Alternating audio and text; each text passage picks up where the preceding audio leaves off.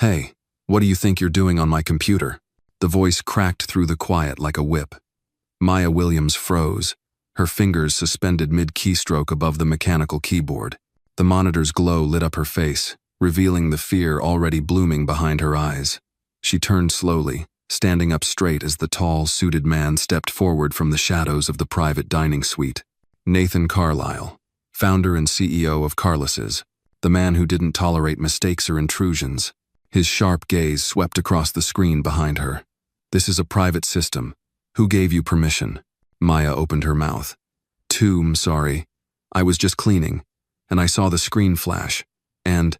Before she could finish, Nathan strode across the room and backhanded her across the face. The sound of the slap echoed like gunfire in the polished office. Maya stumbled sideways, one hand clutching her cheek, eyes wide in shock and disbelief. "Get out," Nathan snarled. "Out. Now. I don't care what you thought you were doing.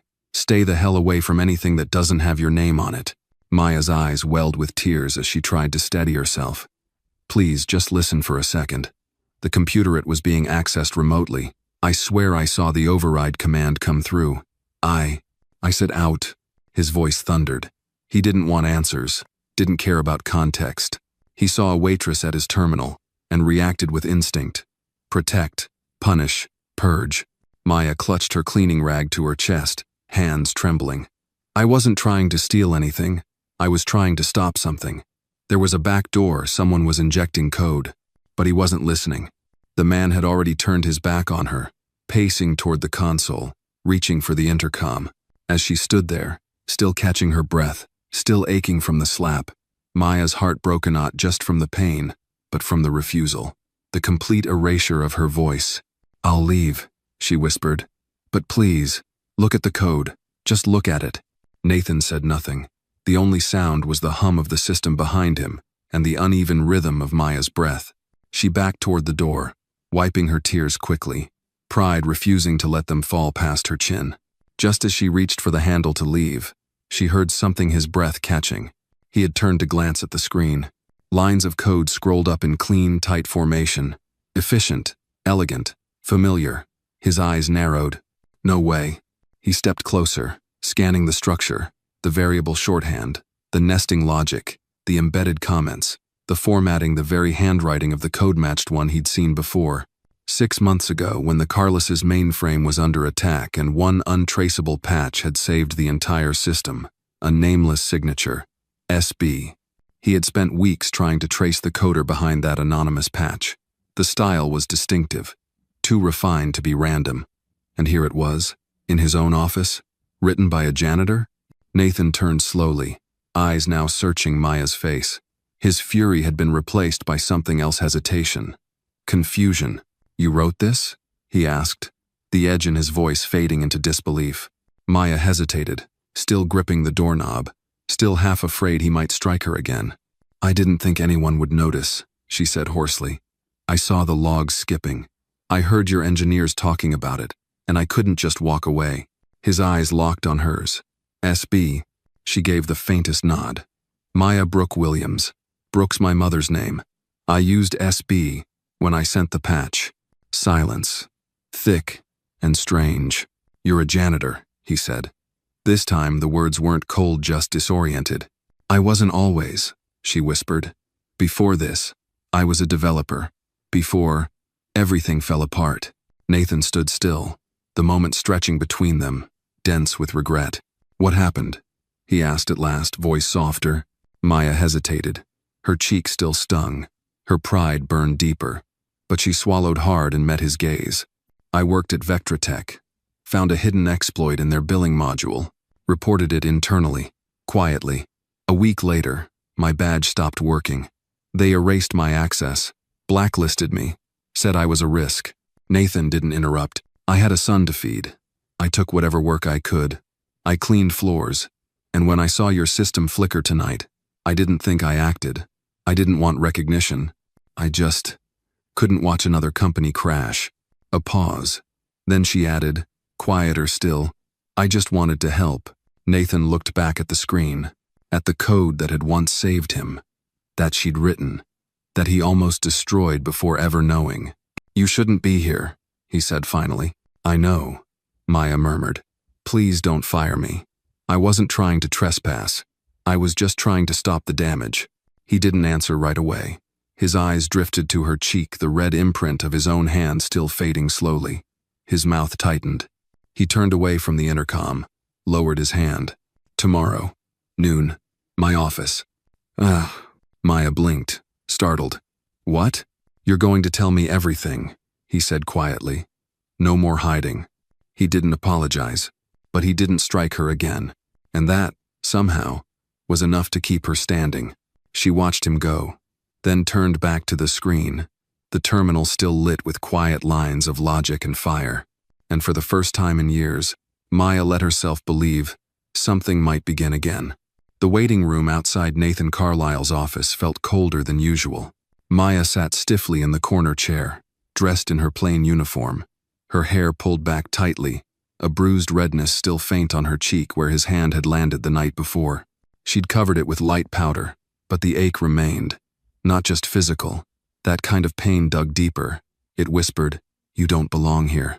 But she was here, noon sharp. Just as he had said, no one in the hallway looked at her. The receptionist barely acknowledged her presence. They all passed by with practiced indifference, the kind reserved for the invisible. For the woman who emptied their trash, mopped their floors, and vanished before meetings began. At 12:07 the door opened. Nathan stood there, dressed impeccably as always, but his face unreadable. His eyes paused briefly on hers. No apology, no greeting. Maya, come in. She rose slowly, entering the office as if stepping into another life. It smelled of cedarwood and faint citrus, the scent of power, polished down to the grain. He gestured toward the leather seat across from his desk. She sat. He remained standing, facing the Manhattan skyline outside his floor-to-ceiling window, hands in pockets, voice calm. "You're the one who wrote the patch," he said. Not a question, a statement. "Yes," she replied. Her voice barely carried. Nathan turned, slowly. "Why didn't you come forward?" Maya's hands gripped the hem of her uniform. "Because no one would have believed me, and if they had, it would have ruined me." His eyes narrowed. "Explain." She looked at him for a long second, then spoke slowly, deliberately, her voice trembling but never breaking. "I used to work for Vectratech," she said.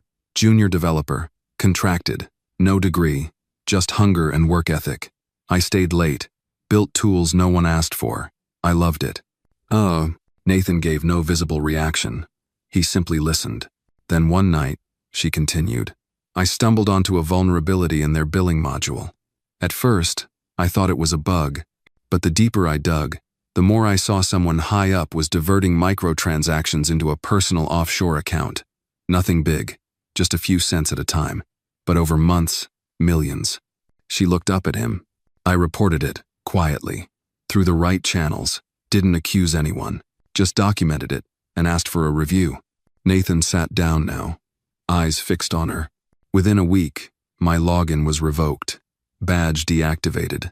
Security walked me out with a cardboard box and a scripted HR smile.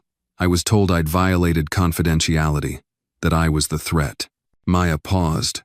Her knuckles had gone white. "They made an example out of me. Every application I sent afterward, silence. I was flagged. A risk. A liability. Even jobs I was overqualified for disappeared after background checks. I couldn't afford rent. I couldn't afford daycare." Nathan exhaled, slow, still silent. "I did what I had to," she said simply. "I became invisible." A long pause settled between them.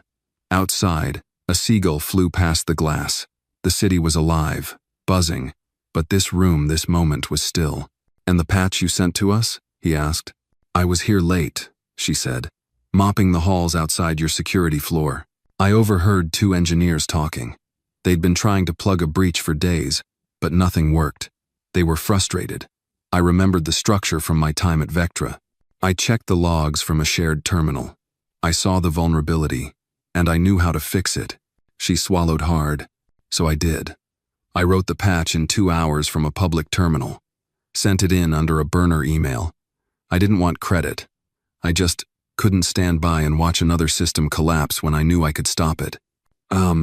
Nathan leaned back, his hands steepled in front of his lips. He stared at her, as though recalibrating the very concept of her. She met his eyes. Quiet, resolute. "No one believes someone like me writes code," she added. "So I stopped trying to be seen, but I never stopped building. If you feel a connection with Maya, give this video a like to empower others who are being overlooked out there. And don't forget to comment where you're watching from. Someone nearby might be watching this story right along with you." He said nothing. Then finally, softly, "Do you have any proof?" Maya reached into her canvas bag and pulled out a worn flash drive. It was scuffed, edges chipped from years of use. She placed it on the desk. "Every tool I've written, every patch, every model, all time, stamped, all mine." He didn't touch it, just stared. "And you've been working here how long?" 4 months. He stood slowly, walking toward the window again. Silence fell again, but this time it didn't sting. It stretched. Finally, Nathan spoke. "You shouldn't be cleaning floors." Maya let out a dry laugh. "Tell that to every HR director in the city." He turned to her again, eyes softening. "They were wrong." "No," she said. "They were powerful. That's all it takes." Nathan crossed the room, picked up the flash drive, turned it in his fingers. "Tomorrow, you'll meet with my engineering team, quietly. Under NDA, I want you to walk them through this." Maya blinked. "You're serious?" "I am." A pause. "And what happens after that?" she asked. "We'll see." Another pause. Then she added, "You hit me." His jaw clenched. "I know. And? I shouldn't have." His voice was low, rougher now. "I didn't see you." She stared at him. "No one does." Nathan nodded slowly. "Then maybe it's time someone did." She stood. He didn't offer a handshake. She didn't expect one. But as Maya walked to the door, something in her spine was straighter, something in her breath lighter. Outside, as the door closed behind her, Nathan looked at the flash drive in his palm and whispered, almost to himself, "SB." He looked up at the skyline, a sliver of uncertainty crossing his face for the first time in years. He had built an empire from code, but he had no idea that the best line ever written had come from a mop bucket. The server room on the 24th floor was little more than a repurposed supply closet, bare walls, humming towers of blinking lights, a folding table, and 2 metal chairs. It had no windows, no view, and definitely no nameplate. But for Maya Williams, it was more space than she'd been given in years. When she arrived that morning, the first thing she noticed was the laptop. It was sleek, matte black, military-grade specs, by the look of it.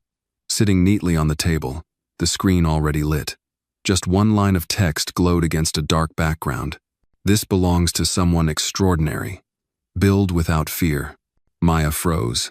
Her hand hovered just above the keyboard. No one was around. No security escort. No Nathan Carlisle.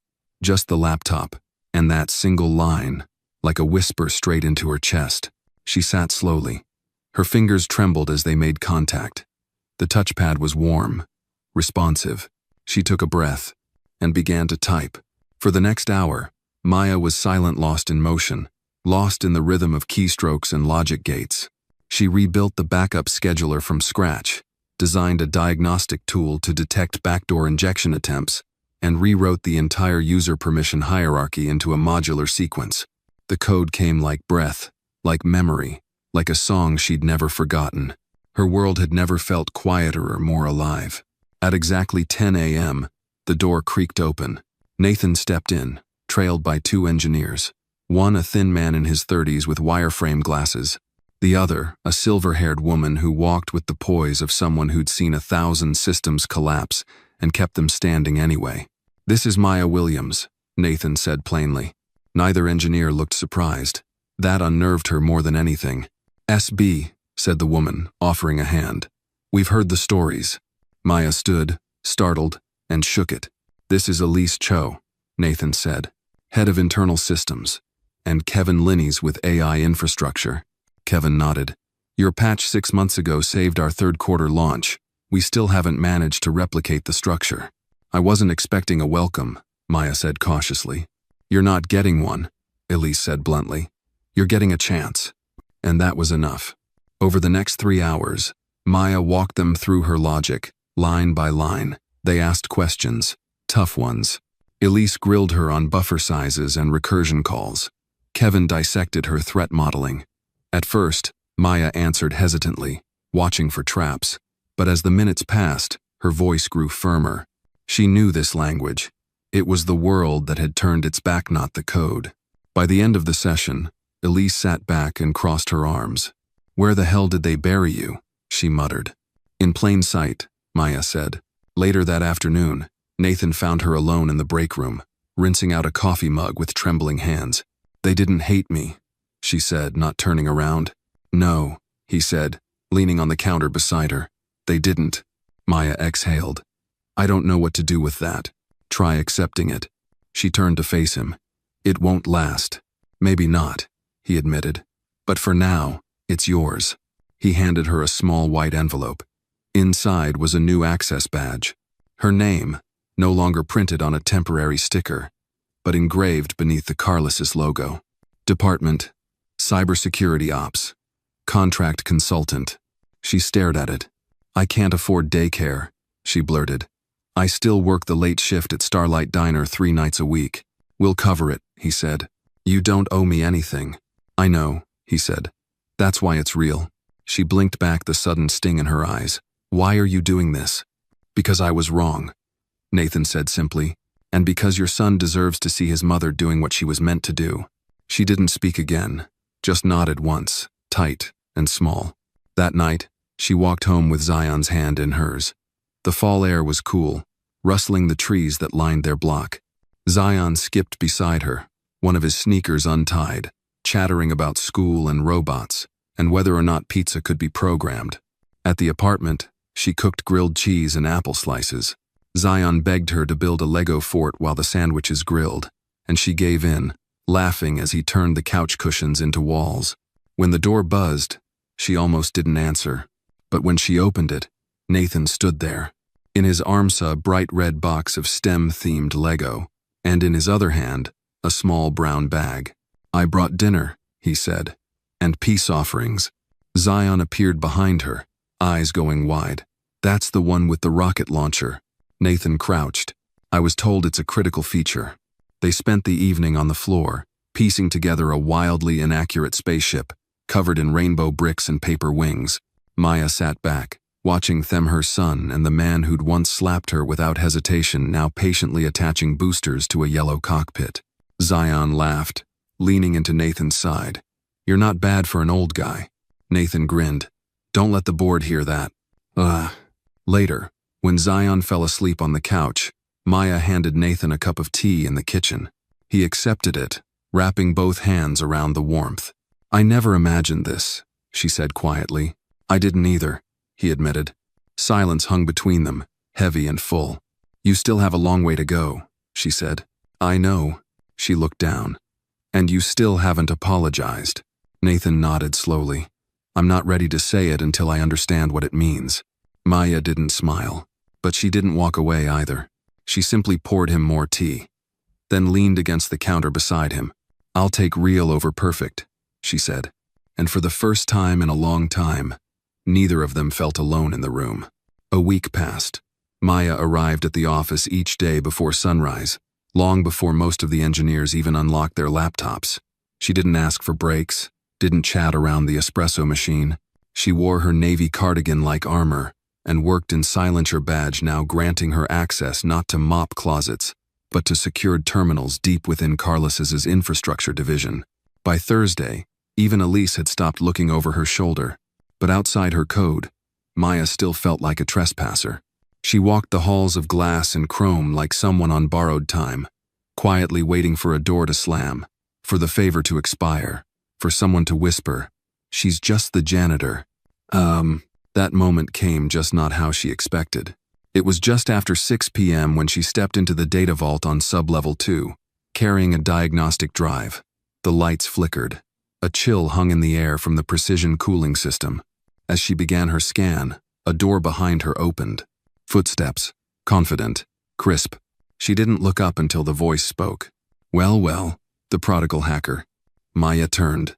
"Marcus Vell, Chief Operating Officer, second in command to Nathan Carlyle, and the man who now eyed her as if she were a smudge on his tailored suit.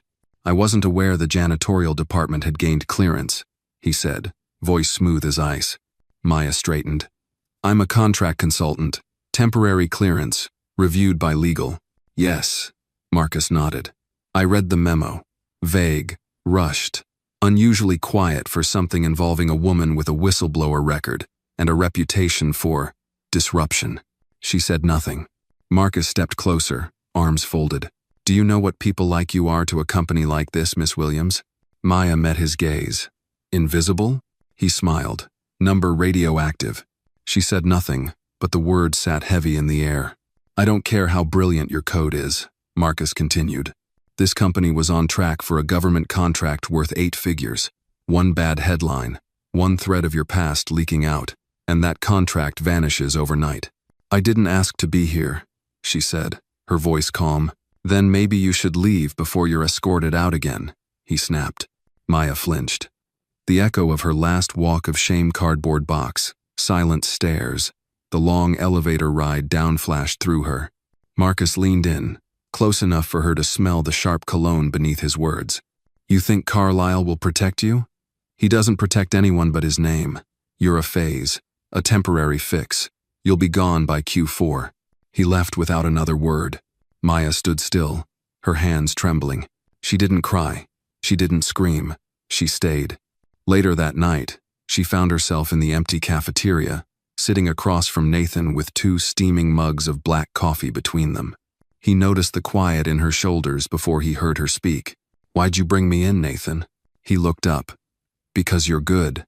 Good doesn't matter if someone upstairs decides I'm a liability." He was silent. "Marcus came by today." Nathan's brow tensed. "He thinks you'll drop me the moment it gets messy." Nathan leaned back. "Do you believe that?" "I've been dropped for less," he sighed.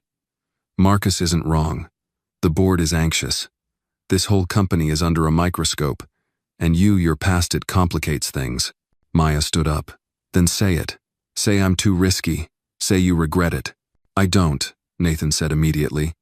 "But I am trying to protect this company. And you." She paused. "Then let me protect it too. Let me finish what I started." Nathan looked up. Really looked. "You have an idea." She nodded. "More than that. A fix." He leaned forward. "Tell me." The next morning, Maya stood before a whiteboard in a secure glass-walled meeting room. 5 engineers sat watching, scribbling notes, sipping coffee. At the far end, Nathan watched without a word. Maya's voice was steady.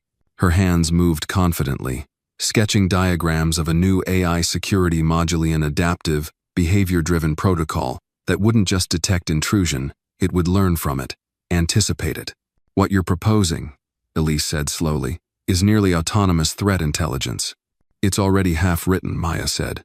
"The rest just needs time and processing power." Nathan looked around the room. "What's the timeline?" 3 weeks, Maya said.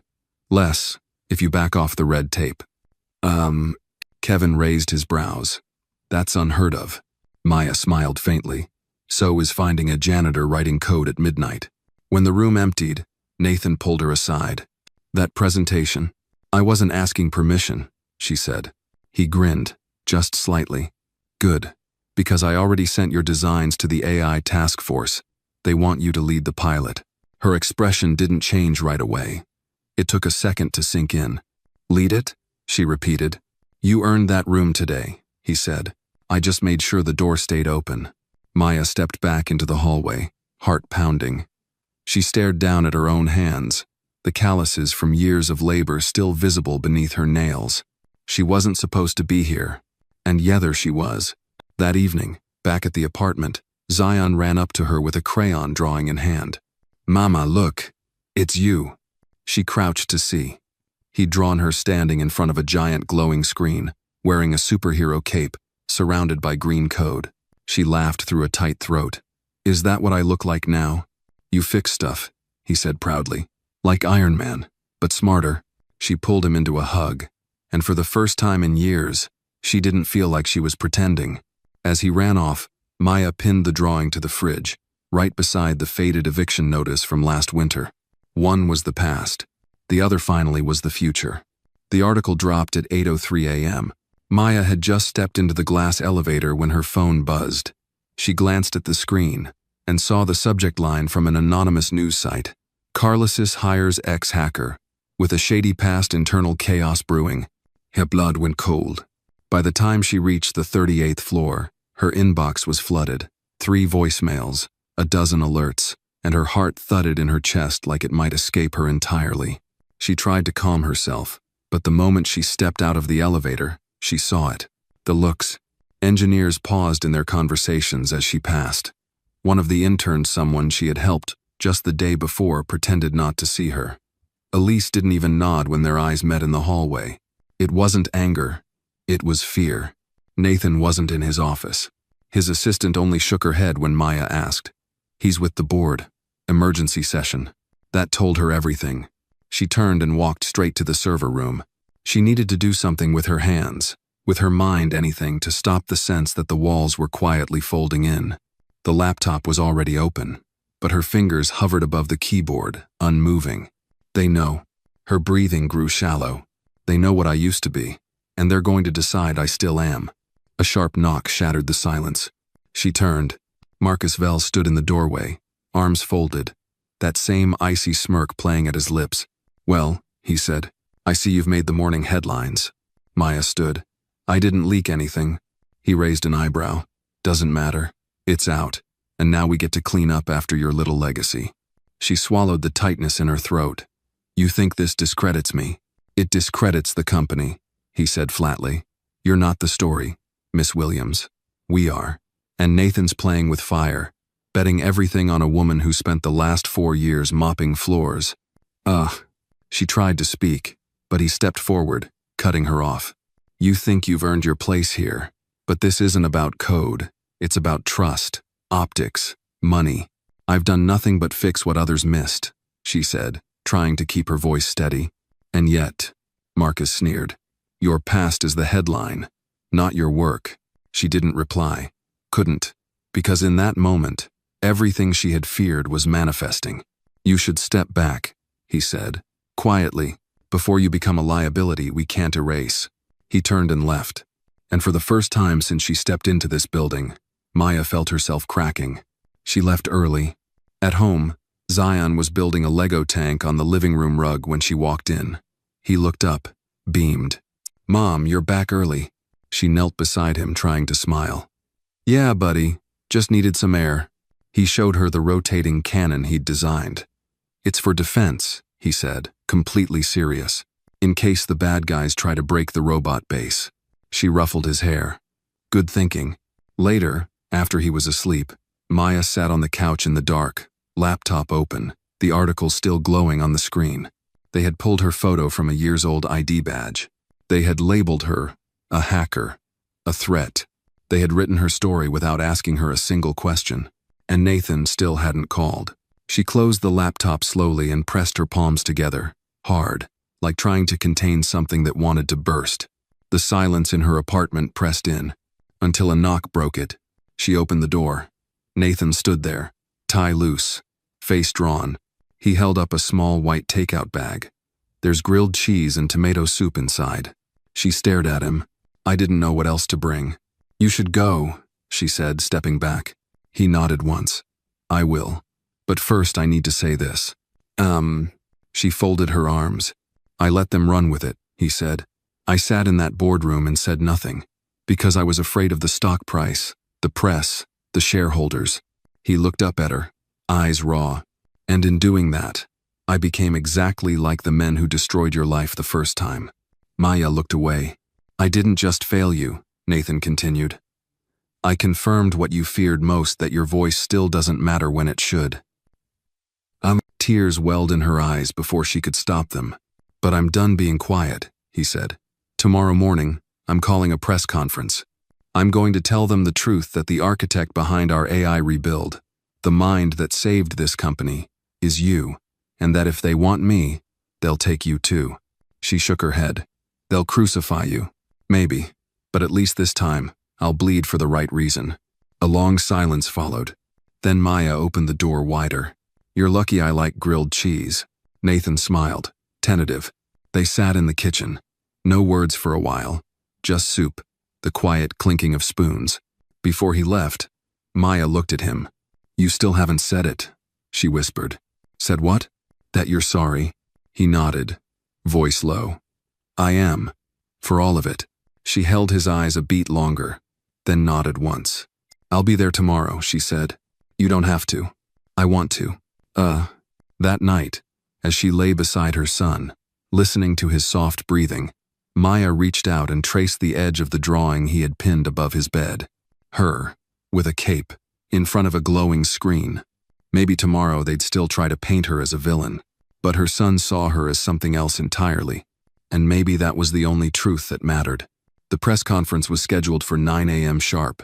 By 8:15, the main lobby of Carlos's headquarters had transformed into a scene from a political drama reporters, with cameras perched on tripods, assistants running cables, executives whispering in clusters near the back wall. A banner stretched across the stage. Innovation and Integrity, Carlos's and the Future of Cybersecurity. Behind the black curtain, Maya stood still. Her heart pounded against her ribs like fists on a locked door. She wore a navy blazer borrowed from Elise, who hadn't said much, but had dropped it off that morning with a clipped, "Don't wrinkle it." Her hair was pinned neatly, but her palms were sweating. She wasn't supposed to be here. Not on a stage, not in front of cameras. She was the girl who coded in the dark, who wiped down tables while building defense systems in her head. "Maya," Nathan's voice was calm, steady. He stood beside her, adjusting his tie in the reflection of a chrome panel. "You ready?" She looked up at him. "Number." He smiled gently. "Good. Neither am I." At 8:59, the curtain opened. Flashbulbs popped. A low wave of murmuring rolled through the crowd as Nathan stepped onto the stage. Maya followed one step behind, head high, shoulders squared. Nathan approached the podium. He didn't speak right away. Instead, he scanned the room, letting the silence settle. Then he began. 6 months ago, California RealSys faced a breach-own that could have destroyed our infrastructure, our reputation, and possibly our entire future. The solution that saved us arrived anonymously. For months, we credited it to our internal team. That was a lie. A stir rippled through the audience. Nathan continued, his voice firm. "Today, I'm here to tell you the truth. That code, the one that saved our systems and rebuilt our core protections, was written by a woman who, at the time, was working in our building as a waitress and janitor. Her name is Maya Williams." Cameras turned to her. Maya felt every lens like a spotlight on old scars. But she didn't flinch. Nathan gestured toward her. "Maya is not a security risk. She is a security architect. She is not a hacker. She is a protector. And she is not a liability. She is the future of this company." A pause. Nathan turned from the microphone, walking back to her side. He extended his hand. She hesitated. Then she stepped forward. The podium seemed taller than she remembered. The lights hotter. She took a breath. "My name is Maya Williams," she began, her voice steady, clear. "I used to write code that no one ever saw. At night, in silence, while raising my son, while surviving a system that told me I didn't belong." The room was quiet. Even the photographers stopped clicking. I wasn't invisible because I had nothing to offer. I was invisible because no one ever asked if I did. Her fingers gripped the edge of the podium, but her voice grew stronger. "I found a vulnerability. I fixed it. I didn't ask for credit. I didn't ask for trust. But I'm standing here because, for the first time, someone chose to see past my job title, my resume gaps, and my past, and instead they looked at my work." She paused. "I am not the exception. I am the proof." The room erupted. Some stood, others didn't. But the energy had shifted. Her voice had cut through the wall of assumptions. Backstage, Elise stood with her arms crossed, a smirk tugging at the edge of her mouth. "She did it," she muttered to no one in particular. After the conference, Maya stepped into the hall behind the stage, head buzzing, hands trembling. Nathan caught up to her, a rare softness in his face. "You did more than I ever could have." "I didn't do it for you," she said, breathless. "I did it because I was tired of hiding." "And now they know," he said. "Now I know," she corrected. That night, she walked Zion home from school through Central Park. The autumn leaves were golden red, crunching under their feet. He clutched her hand, swinging it as they passed beneath the trees. "Mom, you were on television," he said proudly. "Miss Jenkins said I should be proud of you." Maya smiled. "You are? I always was. But now everyone else is catching up." He paused. "Does this mean we're not poor anymore?" Her breath caught. "Maybe not poor in the same way," she said gently. "But you'll still make grilled cheese?" "Always." They stopped by the playground. Zion darted off to climb the jungle gym. Maya sat on a bench, watching the boy who had once held her hand as she scrubbed diner floors now laughing under a sky that suddenly seemed bigger. Her phone buzzed. A message from Elise. "Prototype passed phase 2. You want to lead the next integration cycle?" A second later, another ping. "Nathan says you get final say on design direction." Maya smiled, then put the phone away. She looked up at the sky, the last streaks of orange fading behind the skyline. And for the first time in a long, long while, she didn't feel like a ghost in her own life. She felt real, zen, and ready. 3 weeks after the press conference, Maya Williams stood in front of a glass wall covered in diagrams, data trees, and fragments of code scribbled in green marker. The newly assembled AI Defense Task Force had gathered in the strategy war room engineers from across the company, each handpicked, each now looking at her not with suspicion, but expectation. Maya tapped the board. Version 3 learns not just from attack patterns but from internal behavioral shifts. Think of it like the immune system. If someone inside starts acting like a virus, the system will flag its subtle anomalies, file behavior, command sequences. Kevin Lynn, sitting in the corner, scratched his chin. "So it treats intent like infection?" "Exactly," Maya replied. "The AI doesn't just react to codate senses, movement, weight, rhythm. It knows when something's off." There was a pause. Then Elise, seated near the front, leaned back with a satisfied grunt. "I've waited 10 years for someone to say that in a meeting and mean it." Maya allowed herself a smile. It still felt new being listened to, her ideas not just heard, but welcomed. After the meeting, as others filtered out, Nathan entered with his coat slung over one arm. "Conference room 2 in 10, he said quietly. "Board wants a progress update." Maya blinked. "They asked for me?" "They didn't. I told them you were coming." She hesitated. "They're going to bring up your past again, aren't they?" she asked. Nathan's expression was unreadable. "They might. But if they do, they'll be looking at a woman standing beside the system that's already doubled our firewall efficiency and tripled our internal response rate. Let them try." She followed him down the hall, not because she trusted the board, but because for once she trusted herself. The conference room was all glass and silence. 8 men and women in suits turned as Maya entered. Marcus Vell sat at the far end, arms folded, mouth set in a familiar disapproval. Nathan gestured for her to begin. Maya stepped to the center of the room.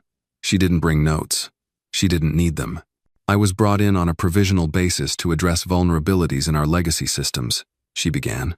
"In 6 weeks, the AI Defense Corps has mapped 97% of our internal architecture and preempted 3 separate phishing attempt zones from an insider account. The prototype is running at 1.3 milliseconds per cycle, with negligible latency." She clicked a remote. The screen behind her came to life with data visualizations. "It learns faster than any tool we've built because it's modeled after the most adaptive thing in the world: human fear. Not the kind that panics, but the kind that watches, that listens." The room stayed quiet. Then Marcus spoke. "You're not an engineer by degree, Miss Williams." "No," she replied calmly. "You've been arrested before. I was detained, never charged, and only after exposing a multi-million-dollar fraud. You lied about your qualifications to get hired here." "I never lied. I accepted a janitorial job to survive. And when your systems began to fail, I fixed them." A tense breath passed through the room. One of the board members, an older woman with silver hair and a sharp voice, leaned forward. "Why didn't you come to us then, instead of going through back channels?" Maya held her gaze. "Because people like me don't get meetings with people like you. We get warnings, suspensions, handcuffs." Another pause. Then Nathan stood. "You all know the numbers. The press might have painted Maya as a risk. But I'll tell you this. If she walks out of this building, I walk with her. And I don't think we can afford to lose either of us." For a long moment, no one moved. Then Elise, who had slipped in unnoticed, spoke from the back of the room. "Gentleman and lady, we already voted. The protocol's being moved to production. The issue is not Maya's past. It's how fast we're willing to embrace the future." Maya looked at Nathan, then at Elise, then at the room full of decision-makers. No one objected. Afterward, in the hallway, she leaned against the wall, heart finally easing. Nathan stepped beside her. "That's the last time we explain you to anyone." Maya gave a small laugh. "That's optimistic. It's overdue." That weekend, Maya and Zion took the subway to the Brooklyn Science Center. He clutched her hand, practically vibrating with excitement as they walked past the robotics exhibit. At the back of the main hall stood a sleek touchscreen display with the HeartLesson logo and a scrolling headline. "New Adaptive Security Core, donated by HeartLesson, designed by Maya Williams." Zion stared at it. "That's your name." Maya nodded. "It is." A nearby staffer approached. "Would you like a photo, ma'am? We just installed the plaque." Maya hesitated, then nodded. She knelt beside Zion as the camera clicked. He threw up 2 peace signs and grinned so wide it scrunched his whole face. On the way out, he tugged on her sleeve. "Does this mean we're superheroes now?" She thought for a second, then smiled. "No, buddy. It means we never needed to be." That night, she tucked him into bed and stood at the door watching him sleep. On his nightstand sat the photo in a small frame. On the fridge was the same old drawing her in a cape, except now, it wasn't a fantasy. It was just the truth. The following Monday began quietly, too quietly for a company that had just been thrust into national headlines. Maya Williams entered the main lobby of HeartLesson, her ID badge freshly reissued with a new title, Lead Systems Integration Architect. The gold lettering still felt surreal. She passed by familiar janitorial closets she used to mop around, and the scent of citrus cleaner from her early shifts still lingered in her memory. Now, every greeting from a colleague carried a new tone: respect, not pity, curiosity, not dismissal. In the elevator, a young programmer named Jesse turned to her nervously. "Hey, Miss Williams? I just wanted to say my dad saw your interview on Channel 6, he cried.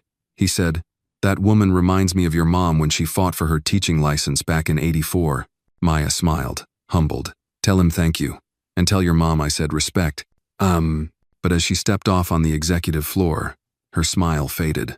A man in a crisp suit, new, tall, unfamiliar, stood just outside Nathan Carlisle's office. He wasn't from internal security. His stance was too still, his demeanor too cold. Before she could ask, Elise met her in the hallway, holding a folder. "We have a situation." Maya nodded, following her into an adjacent conference room.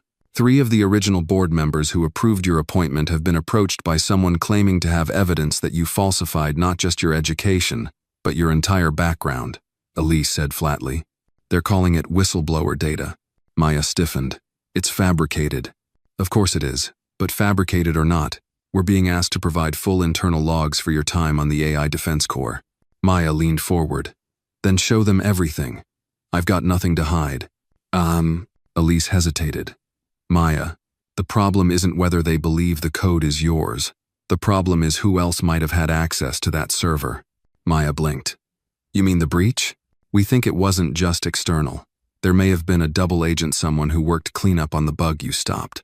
If they inserted a shadow process during your override, then they could have logged my credentials, made it look like I built something with malicious intent."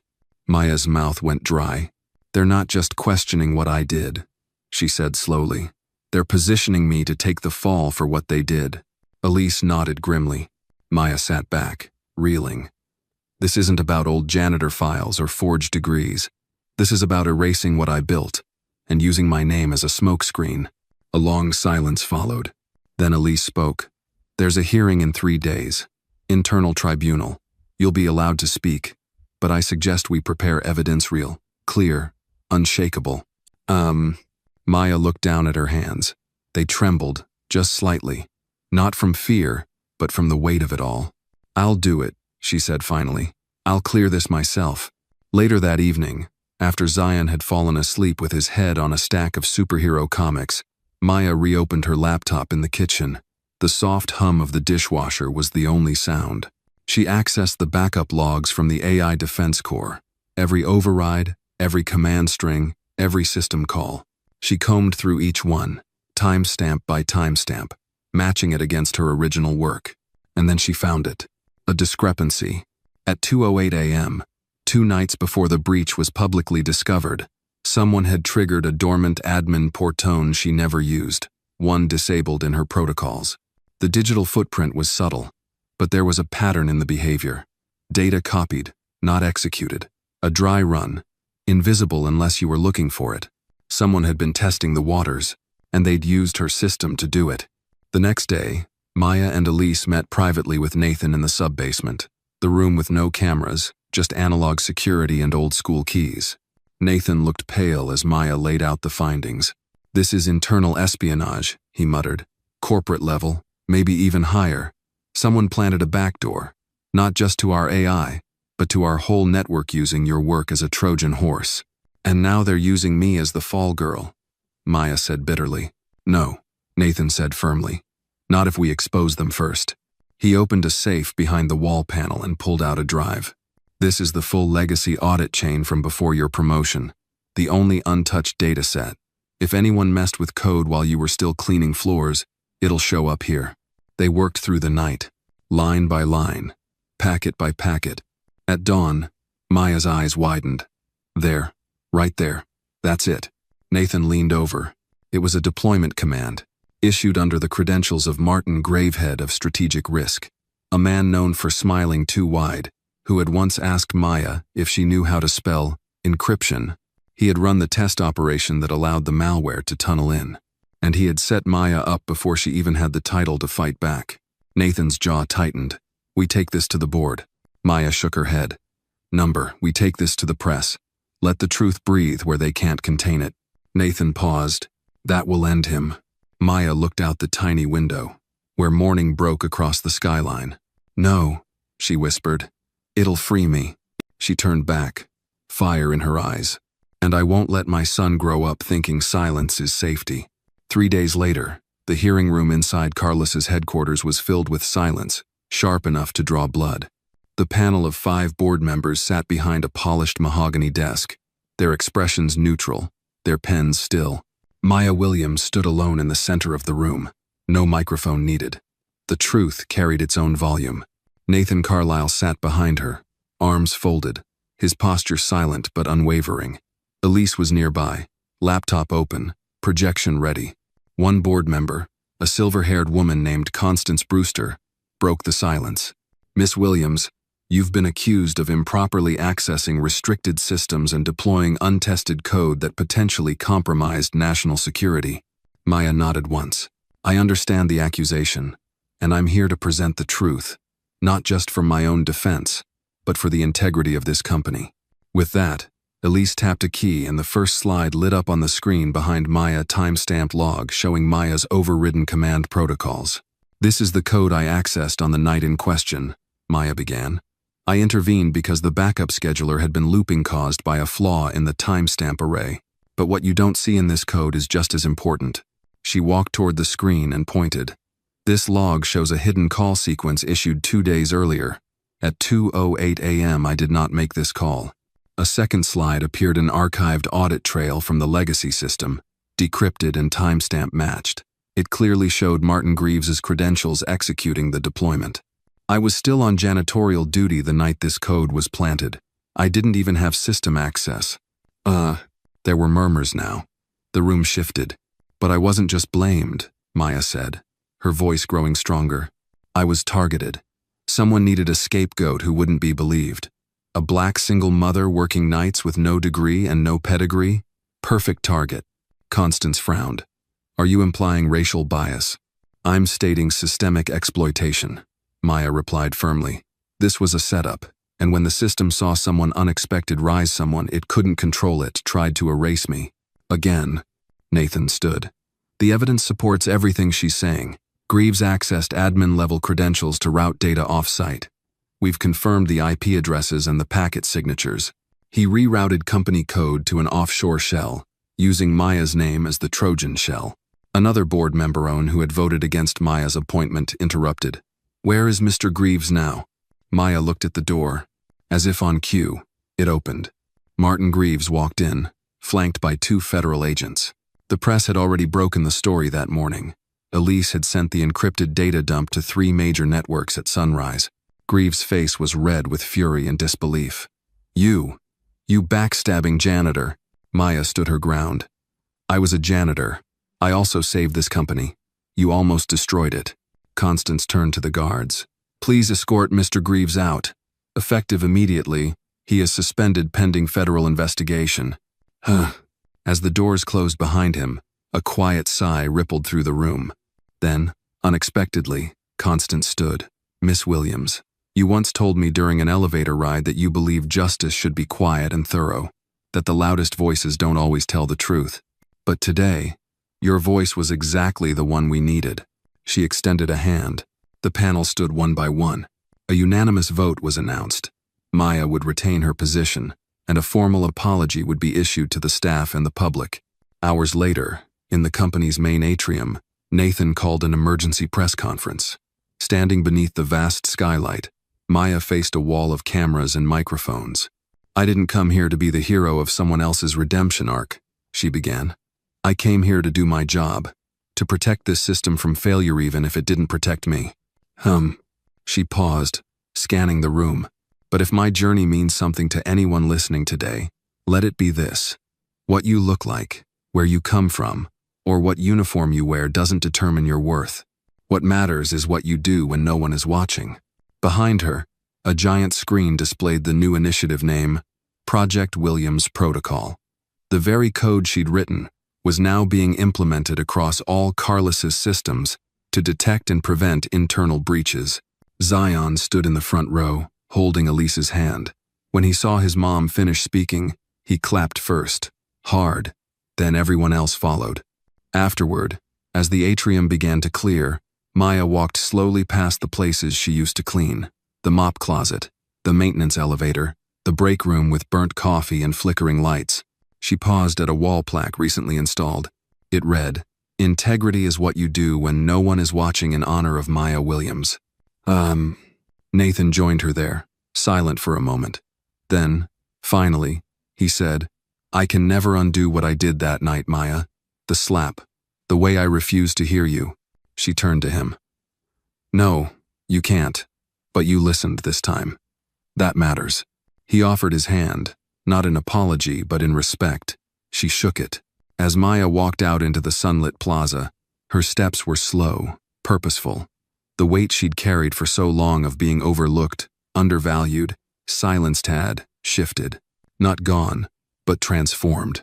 Justice had not come swiftly, but it had come, and she had earned it.